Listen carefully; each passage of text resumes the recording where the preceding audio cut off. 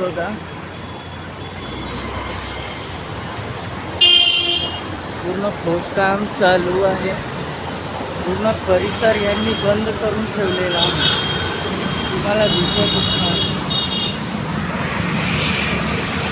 Police इथे आम्हाला आता सध्या दीक्षाभूमीच्या अंदर नाही जाऊ देत आहेत. तरी पण मी व्हिडिओ काढण्याचा प्रयत्न केला आहे.